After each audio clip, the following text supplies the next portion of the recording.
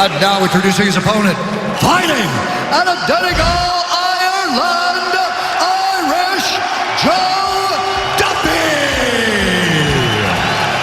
Joe Duffy, 8 of his 13 wins by submission. He's a black belt in Japanese Jiu-Jitsu. Very good submission game. He's working a triangle and a straight arm. Irish Joe Duffy by submission. We've seen it a few times before. You get the Brazilian Jiu-Jitsu black belt, comes in, goes against the striker and gets caught. And Duffy just really put it all together so well this evening. Well, the UFC makes its highly anticipated return to Ireland on the 24th of October. There's over 5 cracking fights already officially confirmed for what is sure to be another hugely memorable night for UFC fans around the world. This is the Beanbag Sports Podcast. I'm Dave O'Grady. As always, I'm delighted to be joined by my co-presenter, Beanbag's Darragh McGinley. Hey, Darragh. Hey Dave, how are you? Not too bad, and I'm delighted to be joined by one of the biggest new stars to hit the UFC. His fights are entertaining, his versatility will make you shake. Boxing, taekwondo, jiu-jitsu, he's got it all. It's Ireland's own Joseph Duffy. Thanks a million for joining us, Joe. Firstly, I have to congratulate you on another excellent win in the UFC in Glasgow. Performance of the night, pulling out a triangle chokehold out of nowhere to defeat Ivan George. You must have been thrilled with how it turned out.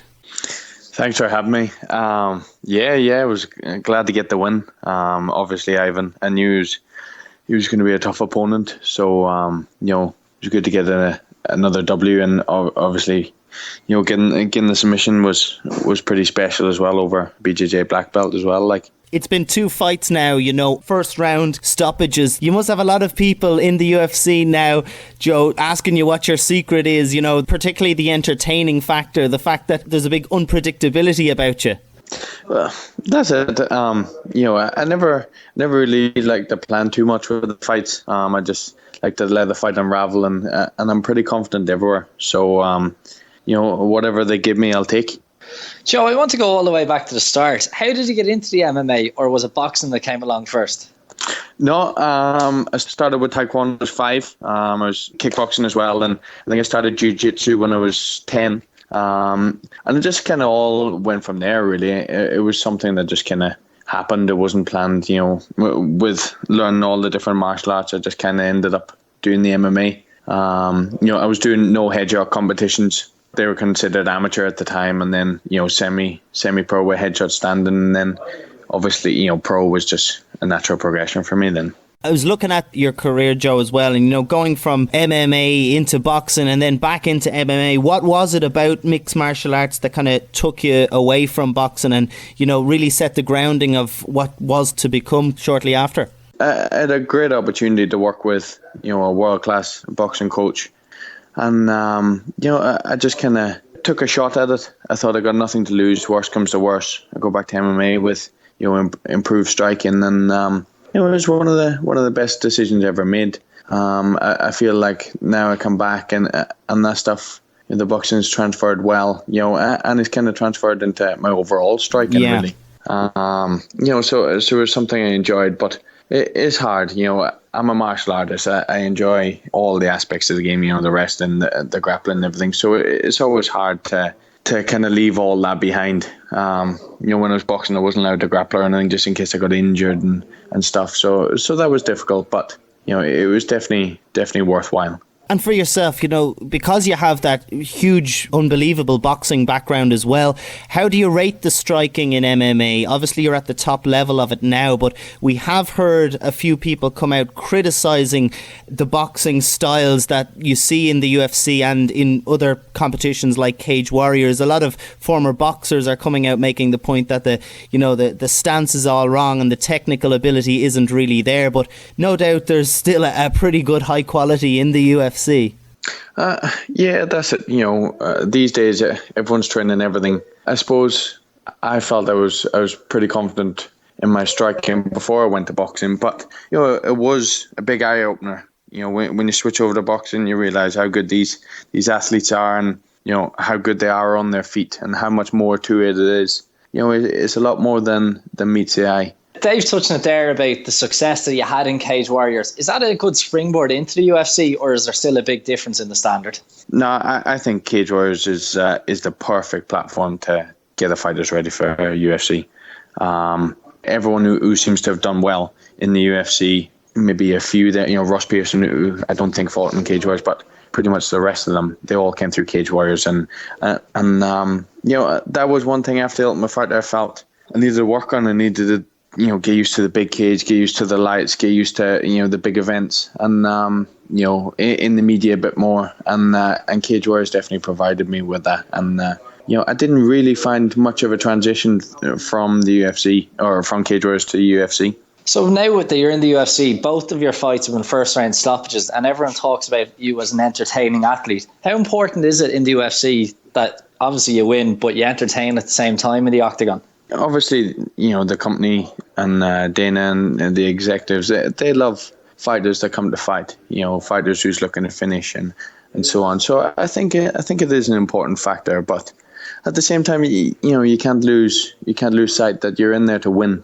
And I think if you train hard, and I'm always looking to finish. I enjoy fighting, and I enjoy getting the finish. I think it's important that when you're in there, you're attacking, and worst comes to worst, you lose to a better opponent, but it's not through lack of trying. What's the feeling like when you're going out to a top UFC match, Joe? Knowing the fact that it's been broadcast around the world and there's so many eyes on you, and of course it's getting bigger all the time. Do the nerves set in right before the fight, or is it when you get into the octagon? A lot of fighters seem to say as soon as they step into the octagon, it's almost like the nerves disappear because they're in their natural environment. Definitely. I would agree 100% with that. This is what we do every day. When you step in that octagon, it's no different to training. So, that's something I can definitely relate to. But tell you the truth, I don't really get that nervous anymore. Fight day, very rare. I might have a little bit of nerves early in the day, but once I'm at the venue, again, it's almost like I'm doing what I've been working towards the whole time anyway. And none of that, it's what I want to do. I'm there because I choose to, and that's what I enjoy to do. Now and again during camp, you might get the odd bit of jitters, but for me, this is my passion. So generally, nerves isn't really a big factor. It has been mentioned from a couple of other UFC fighters about the media obligations, especially when you're headlining an event. Have you found that to be a distraction in the lead up to your next bout? I suppose, up till now I've had media obligations, but it's, I've always had quite a bit of that with Cage Warriors. Obviously it's a bit more now, and I'm expecting, a good bit more for the Dublin event. Obviously public workouts and different things. But, that's a part of the game. That's something you need to get used to. So it's something you kind of got to embrace and enjoy and enjoy the experience. So I don't find it too tiring or whatever. I just try to enjoy it all. And speaking of that fantastic Dublin event that's on the way, Joe, you've got your biggest UFC fight yet, taking on Dustin Poirier on the 24th of October at UFC Fight Night 77. First things first, I have to ask, how does it feel to be headlining a UFC card in your own home country? That's there's something real special about that. Obviously we don't know how the careers are going to go, but this is one thing that I might never get the opportunity to do it again. So it's something I'm really grateful that I've had this opportunity, and I'm looking forward to getting there and putting on a performance. Coming up against Dustin Poirier, he's an opponent who's won 5 of his last 6 UFC bouts, but in his last 2 they've been at a return to 155. What exactly changes, Joe, when a fighter steps up to a more natural weight division? Are they a lot more comfortable? I suppose it's hard to say, really. I've never had to do that. And obviously I don't know what his routine was on his cuts, whether he's killing himself in his cuts or what it was. Maybe just to the point where he wasn't enjoying it. He was killing himself to make that weight, and maybe he just wasn't enjoying his training no more or something, and he was kind of leaving it all in his training camp. Who knows? But to be honest, to me it doesn't matter. it doesn't matter. I'm in there to do my thing. Whatever's going on with Dustin, it doesn't affect what's happening in my preparation. And just on Dustin's performance, we've seen him. He has gone on a bit of a run. His style and that is anything that you're concerned about, or is it a case, Joe, when you do prepare, you just concentrate on your own game and what you can bring to it? Exactly that. I'm concentrating and improving every day. In every area. So.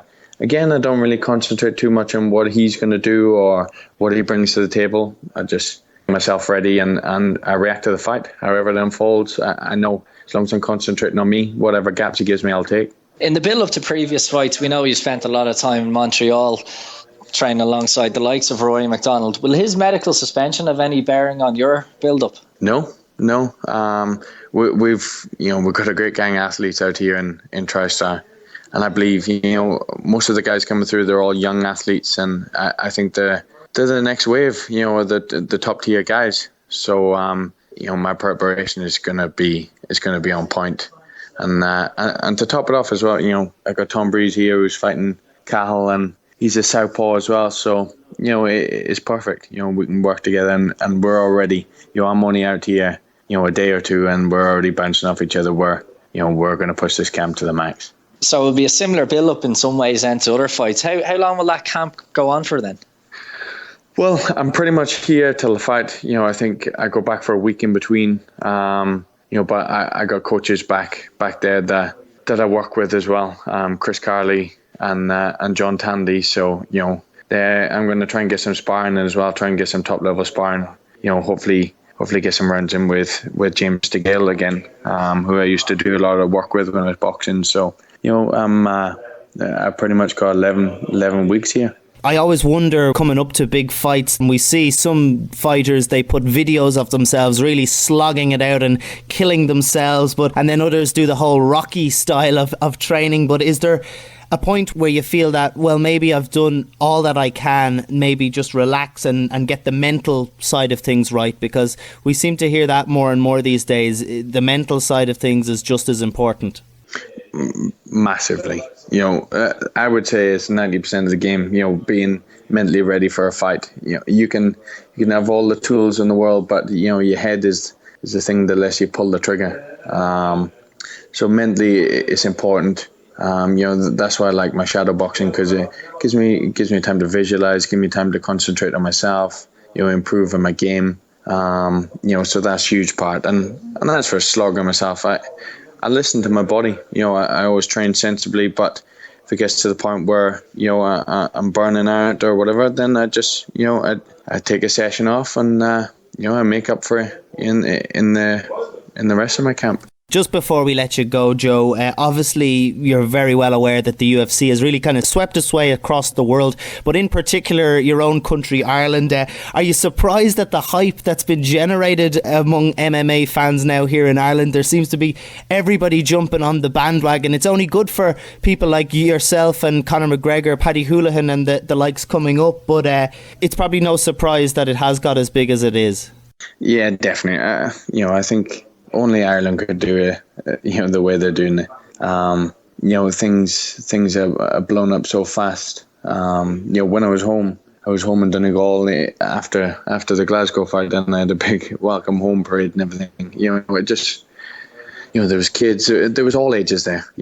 People who's taken to the sport and showing support for their Irish athletes. So it's a huge thing. And we're forever grateful to all the fans for that. Yeah, well, we can't wait to see you headline the Dublin card on October 21st. Finally, what can we expect from Joe Duffy on that date? The same Joe Duffy you see, every fight. I'm always in there. I'm in there to fight.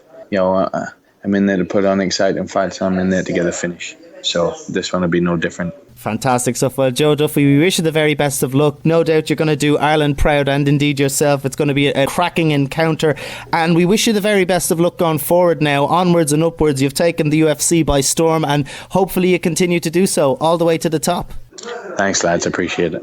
Well, there you have it. Great stuff there by Ireland's Joe Duffy. And one thing's for sure, he is taking the UFC by storm. Darragh, how about that? A cracking card lined up in Dublin. He's taken on Dustin Poirier. Dustin Poirier, of course, lost to Conor McGregor at featherweight, but he has a pretty good record, it's fair to say, and it will be Duffy's greatest challenge yet. Without a doubt, the Dublin crowd are in for a massive, massive treat. Poirier, as you said, 5 of the last 6 bouts he's had, and he's won them. The only blotch on the copybook has been the Conor McGregor fight. Joseph Duffy, he seems to be unbelievable to watch. 2 first-round knockouts. It's going to be such an amazing fight with the clash of styles that they have as well. I can't wait for it. We've been talking about him quite a bit on Beanbag Sports, and you know, when he got the performance of the night in Glasgow with that unbelievable triangle chokehold, we knew there was something special here. It was the second fight in a row in the UFC where it's been a first round stoppage, and there's not many fighters that could boast that kind of record. He's not one of these trash talkers or overhype himself. Like you see a lot of the time, people are trying to emulate what McGregor is doing. Joseph Duffy does his talking in the octagon. The submissions that he's put in are incredible. I still don't know how he did that in the last fight. So Poirier is going to have to be on his game big time to stay with Duffy for the 5 rounds. Yeah, it seems like a lot of opponents think, oh, well, he was a former pro boxer, he's got boxing, but he's got a whole bag of tricks in that locker room, so be prepared. It's going to be a cracking fight. Well, we're just out of time here on the Beanbag Sports Podcast. Don't forget, you can download all our podcasts and subscribe to us by going onto iTunes and just searching from Beanbag Sports. My thanks to Joe Duffy and indeed Darragh McGinley for joining us here. We'll do it all again very, very soon. For myself, Dave O'Grady, take care.